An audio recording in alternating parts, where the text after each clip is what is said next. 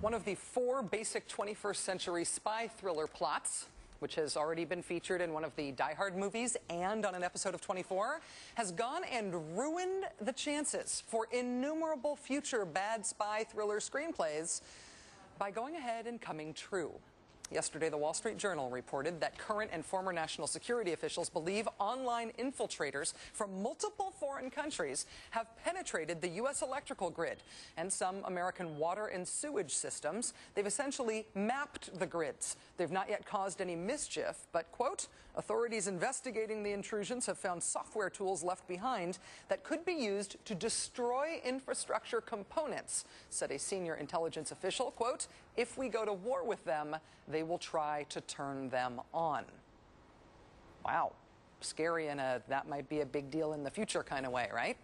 Then today, someone in California decided to put a low-tech exclamation point on that very threat. Check this out. Someone today cut fiber-optic cable lines belonging to AT&T and Sprint, knocking out landline and cell phone service to more than 50,000 people in 4 counties.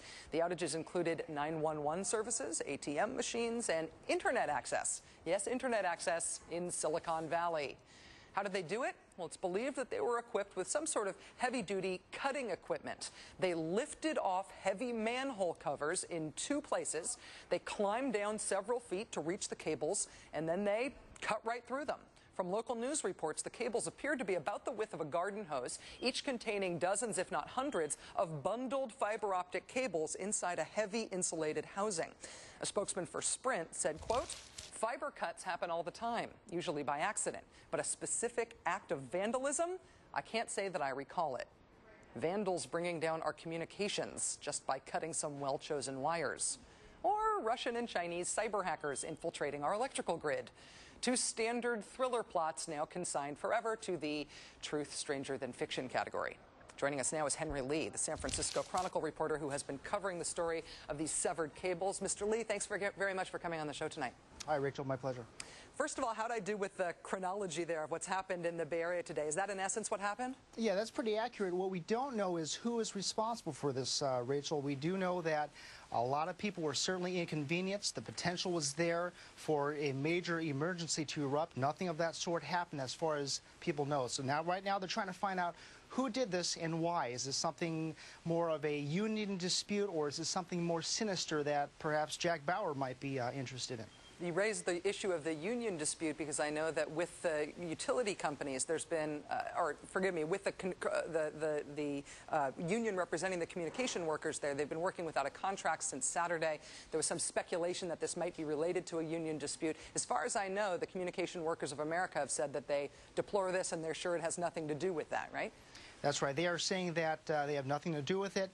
AT&T is saying they have a very good, cordial relationship. So don't know if that's just posturing and PR, but all we know is that something really bad happened, inconvenienced a lot of people, and they're trying to get to the bottom of this. Henry, has service now been restored? Service has been restored in some quarters, Rachel. There's still a lot of disconnect. Some customers are back. 911 service is still sporadic.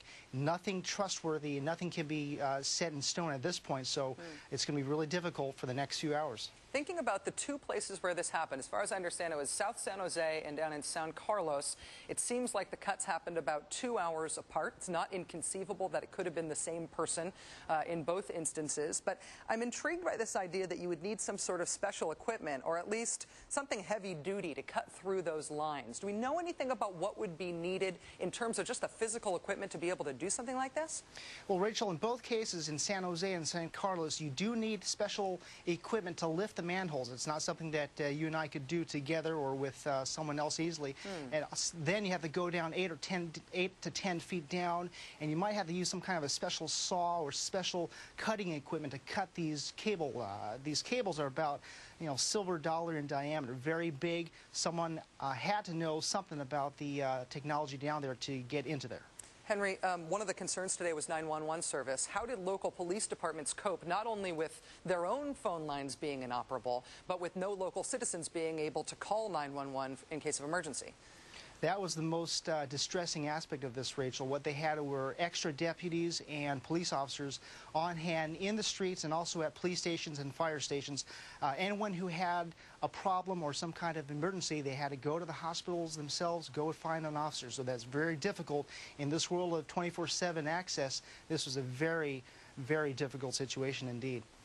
Deliberate infrastructure sabotage. Incredible stuff. Henry Lee of the San Francisco Chronicle, thank you for your reporting tonight. Appreciate it. Thanks, Rachel.